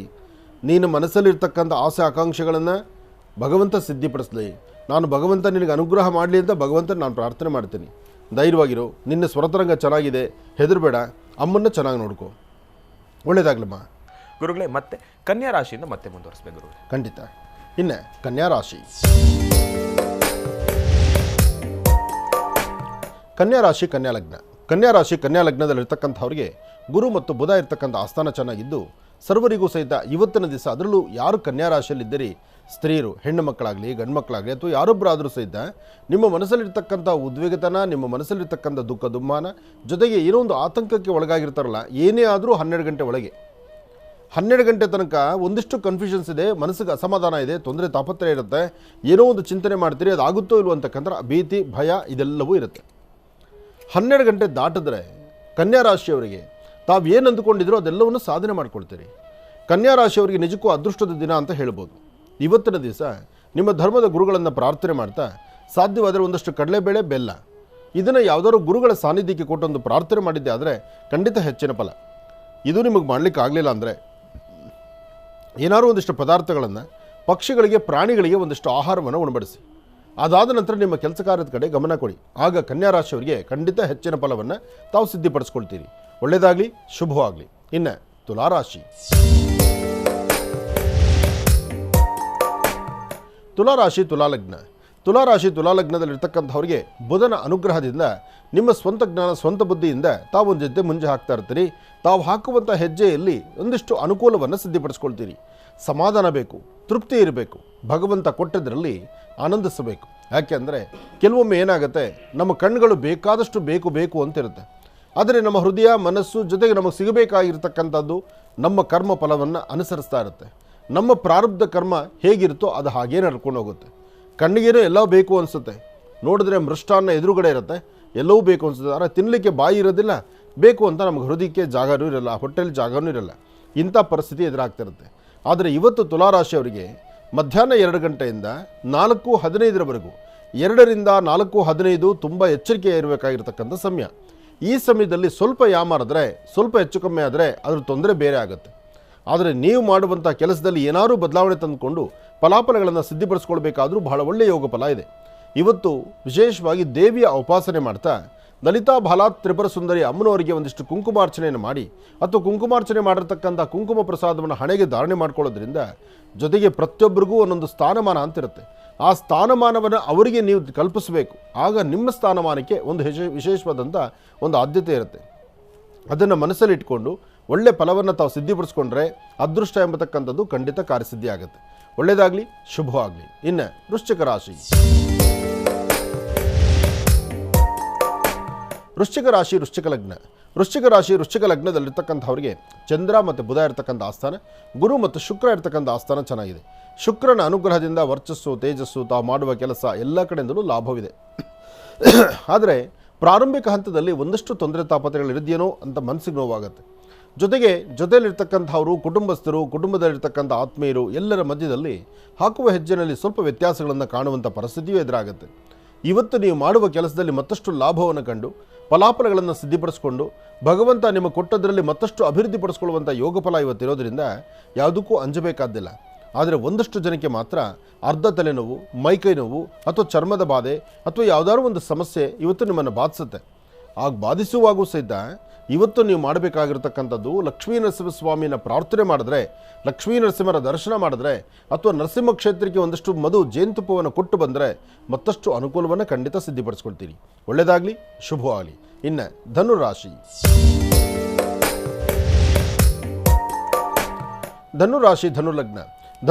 ಧನುಲಗ್ನದಲ್ಲಿರ್ತಕ್ಕಂಥವ್ರಿಗೆ ಬುಧ ಮತ್ತು ಚಂದ್ರ ಇರ್ತಕ್ಕಂಥ ಆಸ್ಥಾನ, ಗುರು ಮತ್ತು ಶುಕ್ರ ಇರ್ತಕ್ಕಂಥ ಆಸ್ಥಾನ ಚೆನ್ನಾಗಿದೆ. ಶುಕ್ರನ ಅನುಗ್ರಹದಿಂದಲೇ ಇಷ್ಟಾರ್ಥವನ್ನು ಸಿದ್ಧಿಪಡಿಸ್ಕೊಳ್ತಕ್ಕಂಥ ಯೋಗ ಫಲ ಇದೆ. ಅಸಾಧ್ಯವಾದ್ದನ್ನು ಸಾಧನೆ ಮಾಡ್ಕೊಳ್ತಕ್ಕಂಥ ಫಲಗಳಿದೆ. ಹಾಗೆ ವೃತ್ತಿಯಲ್ಲಿ ಏನಾದರೂ ಒಂದು ಸಾಧನೆ ಮಾಡಿ ಏನಾದರೂ ಒಂದಿಷ್ಟು ಸಿದ್ಧಿಸ್ಕೋಬೇಕಾದ್ರೆ ಇವತ್ತು ಬಹಳ ಒಳ್ಳೆಯ ಕಾಲ ಇದೆ. ಇವತ್ತು ಸಾಧ್ಯವಾದಷ್ಟು ಲಕ್ಷ್ಮೀ ನರಸಿಂಹಸ್ವಾಮಿಯನ್ನು ಪ್ರಾರ್ಥನೆ ಮಾಡಿ, ಗುರುಗಳ ಆರಾಧನೆ ಮಾಡಿ, ಇವತ್ತಿನ ದಿವಸ ಗುರು ರಾಯರ ಅನುಗ್ರಹವನ್ನು ಪಡೆಯಲಿಕ್ಕಾಗಿ ಗುರು ಸಾನ್ನಿಧ್ಯಕ್ಕೆ ಹೋಗಿ ಬರ್ತಕ್ಕಂಥದ್ದು, ಗುರುಗಳ ಸಾನ್ನಿಧ್ಯದಲ್ಲಿ ಕೊಡ್ತಕ್ಕಂಥ ಪ್ರಸಾದವನ್ನು ಮಹಾಪ್ರಸಾದ ಅಂತ ತಾವು ಸ್ವೀಕರಿಸಿದ್ದೆ ಆದರೆ ನಿಮ್ಮ ಮನಸ್ಸಲ್ಲಿರ್ತಕ್ಕಂಥ ನಿಮ್ಮ ಮನೋಕಾಮನೆಗಳನ್ನು ಖಂಡಿತ ಸಿದ್ಧಿಪಡಿಸ್ಕೊಳ್ತೀರಿ. ಬಹಳ ಒಳ್ಳೆಯ ಕಾಲ, ಒಳ್ಳೆಯ ಯೋಗ ಫಲ. ಒಳ್ಳೆಯದಾಗಲಿ, ಶುಭವಾಗಲಿ. ಧನುರ್ ರಾಶಿವರೆಗೂ ಕೂಡ ರಾಶಿ ಫಲವನ್ನು ತಿಳ್ಕೊಂಡ್ವಿ. ಈಗ ಮಹರ್ಷಿ ವಾಣಿ ಕಾರ್ಯಕ್ರಮದಲ್ಲಿ ಮತ್ತೊಂದು ಕರೆ ಸಿದ್ಧವಾಗಿದೆ, ಬನ್ನಿ ತಿಳ್ಕೊಳ್ಳೋಣ. ಹಲೋ ಹಲೋ ಅಮ್ಮ, ನಮಸ್ತೆ. ಚೆನ್ನಾಗಿದ್ದೀರಮ್ಮ? ಹ್ಞೂ ಸರ್, ನಮಸ್ತೆ. ಚೆನ್ನಾಗಿದ್ದೀವಿ. ಅಮ್ಮ, ತಮ್ಮ ಹೆಸರೇನಮ್ಮ? ಕಾವ್ಯ ಅಂತ. ಕಾವ್ಯ ಅಂತ. ಎಲ್ಲಿಂದ ಕರೆ ಮಾಡ್ತಿದ್ದೀರಮ್ಮ? ಶಿವಮೊಗ್ಗದಿಂದ. ಯಾರ ಬಗ್ಗೆ ತಿಳ್ಕೊಳ್ಬೇಕಾಗಿತ್ತಮ್ಮ? ಮನೆ ಬಗ್ಗೆನೇ ಒಂಚೂರು ಕೇಳಬೇಕಿತ್ತು ಗುರುಜಿ ಅಂತ. ಆಯ್ತು ತಾಯಿ ಮಾತಾಡಿ. ಹಲೋ. ಹಲೋ, ನಮಸ್ತೆ ಗುರುಜಿ. ನಮಸ್ತೆ ತಾಯಿ, ಹೇಳಮ್ಮ. ಮನೆಯಲ್ಲಿ ಅದೇ ಗುರುಜಿ ಸಮಸ್ಯೆ. ಮನೆಯಲ್ಲಿ ಸಾಲ ಅಂದ್ರೆ ಸಾಲ, ಬರೀ ಕಿರಿಕಿರಿ ನೆಮ್ಮದಿನೇ ಇಲ್ದಂಗ ಆಗಿದೆ ಗುರುಜಿ. ಮನೆಯವ್ರು ಏನು ಕೆಲಸ ಮಾಡ್ತಾರೆ? ಕಾರ್ ಡ್ರೈವಿಂಗ್ ಹೋಗ್ತಾರೆ ಗುರುಜಿ.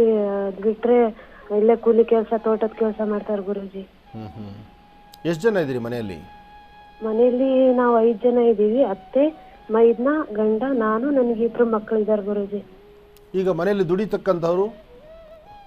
ಮೈದ್ನ ಒಬ್ಬ ದುಡಿತಾನೆ, ಮನೆಯವರೊಬ್ರು ದುಡಿತಾರೆ, ಇಬ್ಬರೇ ದುಡಿಯೋದು ಗುರುಜಿ. ಮತ್ತೆ ಹಾಗಿದ್ದ ಮೇಲೆ ಬರ್ತಕ್ಕಂಥ ವರಮಾನ ಕಡಿಮೆ, ಖರ್ಚು ಜಾಸ್ತಿ, ಹಾಗಾಗಿ ನಿಮ್ಮ ಅಭಿವೃದ್ಧಿ ಸ್ವಲ್ಪ ಕುಂಠಿತವಾಗ್ತಾ ಇದೆ. ಅದರಲ್ಲೂ ಅಂತಹ ಒಂದು ಒಳ್ಳೆ ಕೆಲಸ ಅಲ್ವಲ್ಲ, ನೀನು ಸಿಕ್ಕಿದ್ರೆ ಕಾರ್ ಡ್ರೈವಿಂಗು, ಇಲ್ಲ ಅಂದರೆ ಭೂಮಿ ಕೆಲಸಕ್ಕೆ ಹೋಗಬೇಕು.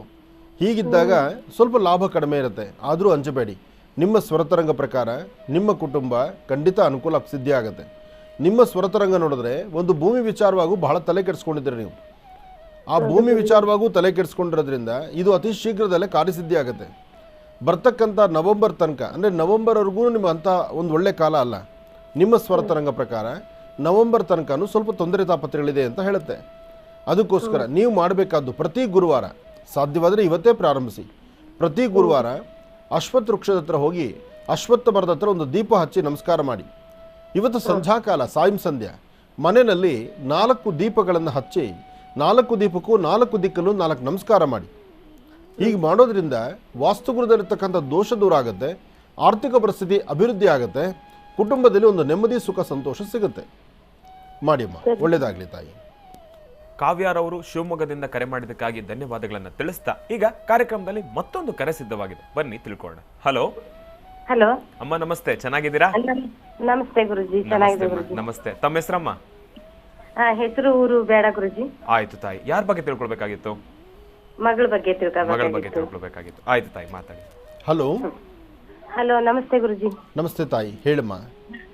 ಮಗಳ ಬಗ್ಗೆ ತಿಳ್ಕೊಬೇಕಾಯ್ತು ಗುರುಜಿ. ಹೇಳಮ್ಮ, ಮಾತಾಡು. ಹಲೋ. ಆ ಮಗು, ಹೇಳಮ್ಮ. ನಮಸ್ತೆ ಗುರುಜಿ. ನಮಸ್ತೆ, ಚೆನ್ನಾಗಿದ್ಯಾ? ಹಾಯ್ ಗುರುಜಿ, ನೀವು?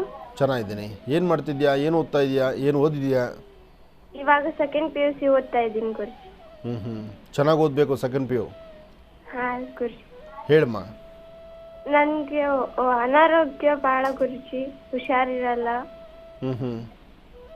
ಹೊಟ್ಟೆ ಮಧ್ಯಭಾಗದಲ್ಲಿ ಬಹಳ ನೋವು ಬರುತ್ತೆ ಗುರುಜಿ. ಯಾವಾಗಿಂದ ಈ ಸಮಸ್ಯೆಗಳು ನಿನಗೆ? ಒಂದು 5-6 ತಿಂಗಳಾಯ್ತು ಗುರುಜಿ.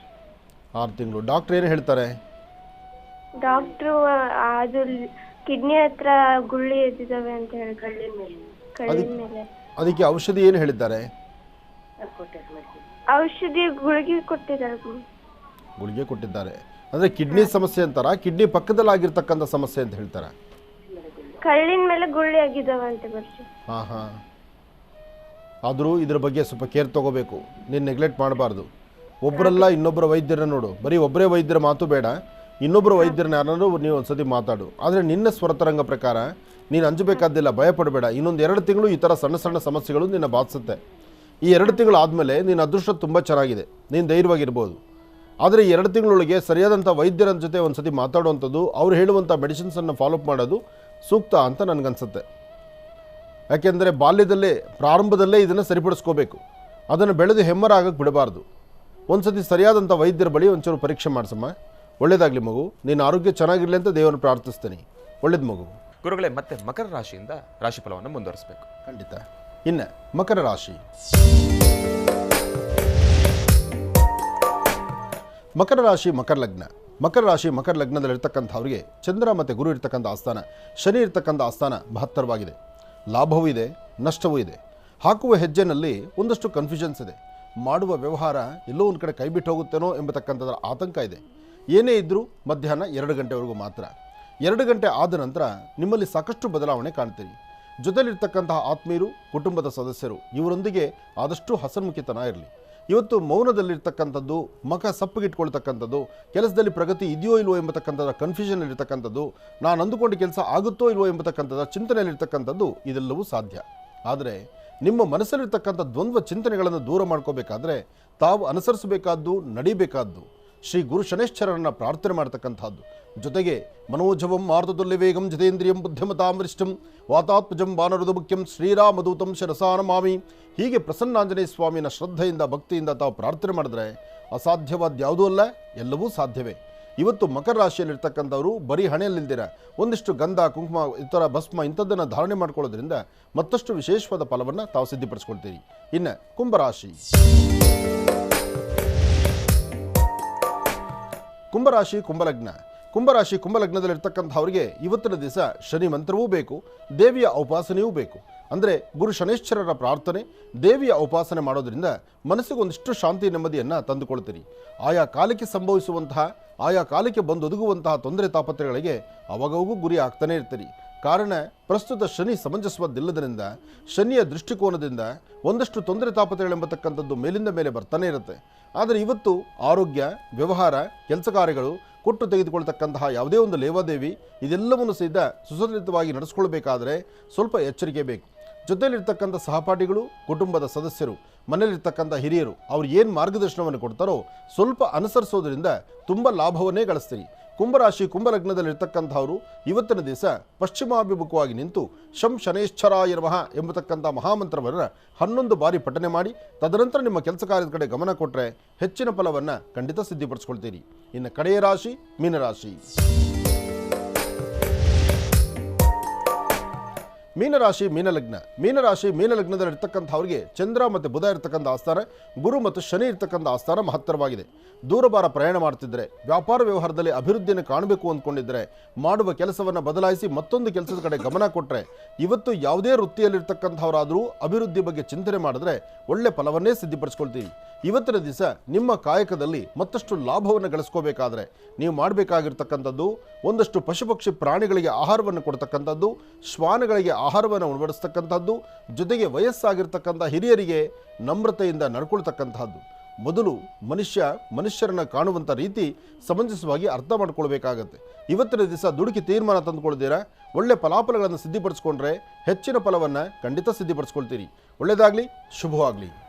12 ರಾಶಿಗಳಲ್ಲಿರ್ತಕ್ಕಂಥ ಫಲಾಫಲಗಳನ್ನು ತಿಳ್ಕೊಂಡ್ವಿ. ಗುರು ರಾಯರ ಚರಿತ್ರೆಯನ್ನು ಕೂಡ ತಿಳ್ಕೊಂಡ್ವಿ. ಮತ್ತೆ ಈಗ ಕಾರ್ಯಕ್ರಮದಲ್ಲಿ ಅದ್ಭುತವಾಗಿರತಕ್ಕಂಥ ಒಬ್ಬರು ಗೆಸ್ಟ್ ಬಂದಿದ್ದಾರೆ, ಅಂದರೆ ಒಬ್ಬರು ವ್ಯಕ್ತಿ ಬಂದಿದ್ದಾರೆ ಕಾರ್ಯಕ್ರಮಕ್ಕೆ ಆಗಮನಿಸಲಿಕ್ಕಾಗಿ. ಬಹಳ ವಿಶೇಷವಾಗಿ BS ರಾಜಶೇಖರ್ ಅವರು ವಕೀಲರು ಬ್ಯಾಟರಾಯನಪುರ. ಸರ್ ನಮಸ್ತೆ, ಕಾರ್ಯಕ್ರಮಕ್ಕೆ ಸ್ವಾಗತ ಸುಸ್ವಾಗತ. ರಾಜಶೇಖರ್ ಅವರು ತುಂಬ ಹಳೆ ಪರಿಚಯ, ಜೊತೆಗೆ ಅವರಲ್ಲಿರ್ತಕ್ಕಂಥ ವಿದ್ಯೆ ಜ್ಞಾನ, ಆ ಜ್ಞಾನ ಭಂಡಾರ ಅದು ಮತ್ತಷ್ಟು ವಿಶೇಷ. ವಿದ್ವಾನ್ ಸರ್ವತ್ರ ಪೂಜ್ಯತೆ ಅಂತ, ಯಾವುದೇ ಒಂದು ವಿದ್ವತ್ತಿನ ಬಗ್ಗೆ ಆದರೂ ಯಾರೊಬ್ಬರು ಕಷ್ಟ ಅಂದರೂ ನಾನಿದ್ದೇನೆ ನಿಮ್ಮ ಜೊತೆ ಅಂತ ಓಡಿ ಬರುವಂಥ ಗುಣ. ಹಾಗಾಗಿ ರಾಜಶೇಖರ್ ಅವ್ರಿಗೆ ಈ ಆಹ್ವಾನ ಪತ್ರಿಕೆ ಬಗ್ಗೆ ಎಲ್ಲ ಮಾತಾಡ್ಬಿಡಿ, ಯಾಕೆಂದರೆ ಸಮಯನೂ ಹೋಗೋದು ಬೇಡ. ಸ್ವಾಮೀಜಿ ತಾರೀಕು 29/5 ಯಲಹಂಕ ಹೋಬಳಿ ಬ್ಯಾಟರಾಯನಪುರ ಗ್ರಾಮದಲ್ಲಿ ದೊಡ್ಡಮ್ಮ ಮಹೇಶ್ವರಂಬ ನಮ್ಮ ಮೂಲ ದೇವರ ಕುಂಭಾಭಿಷೇಕ ಇದೆ. ತಾವು ತಮ್ಮ ಸುಪುತ್ರರು ಇಬ್ಬರು ಬಂದು ನಮ್ಮ ಕಾರ್ಯಕ್ರಮವನ್ನು ಯಶಸ್ವಿಗೊಳಿಸಬೇಕಾಗಿ ತಮ್ಮನ್ನು ಕೇಳ್ಕೊತಾ ಇದ್ದೀನಿ. ತುಂಬ ಸಂತೋಷ. ಎಷ್ಟು ವರ್ಷದ ದೇವಸ್ಥಾನ ಇದು? ಅಲ್ಲೇ ಇದ್ದದ್ದ? ಏನು ಇದು ತುಂಬ ಮೂಲ ವಿಗ್ರಹ ಸ್ವಾಮೀಜಿ. ನ್ಯಾಷನಲ್ ಹೈವೇ ಸ್ವಲ್ಪ ಡಿವೈಡ್ ಆದಾಗ ನಮ್ಮ ದೇವಸ್ಥಾನ ಅಶ್ವತ್ಥಕಟ್ಟೆ ಎಲ್ಲ ತೆಗೆದಿದ್ರು. ಆಗ ಊರವ್ರ ಗ್ರಾಮದವರೆಲ್ಲ ಸೇರಿ ಒಟ್ಟಾಗಿ ನಿಂತು ಈ ದೇವಸ್ಥಾನನ ತುಂಬ ವಿಜೃಂಭಣೆಯಿಂದ ಬೇಲೂರು ಥರ ಇದರಲ್ಲಿ ಕಟ್ಟಿದ್ರು. ಬೇಲೂರು ಶೈಲಿಯಲ್ಲಿ ಈಗ ಬೇಲೂರು ಶೈಲಿಯಲ್ಲಿ ಕಟ್ಟಿದ್ರು. ಪೂರ್ತಿ ದೇವಸ್ಥಾನ ಬರೀ ಕಲ್ಲಿನ ಕಟ್ಟದಲ್ಲಿದೆ ಸ್ವಾಮಿ. ನಮ್ಮೂರು ಗ್ರಾಮಸ್ಥರೆಲ್ಲ ತುಂಬ ಶ್ರಮ ವಹಿಸಿ ಹಿರಿಯರು ಕಿರಿಯರು ಹುಡುಗರು ಎಲ್ಲ ಕಷ್ಟಪಟ್ಟು ತುಂಬ ನೋಡಿದ್ದೆ ಒಂದ್ಸತಿ ನಾನು. ಯಾಕೆಂದರೆ ನಮ್ಮ ಆಶ್ರಮನೂ ನಿಮ್ಮ ಭಾಗದಲ್ಲೇ ನಾವು ಮುಂದೆ ನಡಿಬೇಕು. ಏನಾದ್ರೆ ನಾವು ಫ್ಲೇವರ್ ಮೇಲೆ ಹೊಡ್ತೀವಿ, ನೀವು ತಳಭಾಗದಲ್ಲಿ ಇದ್ದೀರಿ. ಏರ್ಪೋರ್ಟ್ಗೆ ಹೋಗೋರು ಎಲ್ಲರೂ ನೋಡ್ಕೊಂಡು ಹೋಗ್ಬೇಕು. ನೋಡಲೇಬೇಕು. ಒಳ್ಳೇದಾಗಲಿ, ಶುಭವಾಗಲಿ. ಈ ದೇವಾಲಯದ ಕಾರ್ಯಕ್ರಮಕ್ಕೆ ನಾನು ನಿಮ್ಮೊಂದಿಗೆ ಬರ್ತೇನೆ. ಶುಭವಾಗಲಿ. ಧನ್ಯವಾದಗಳು.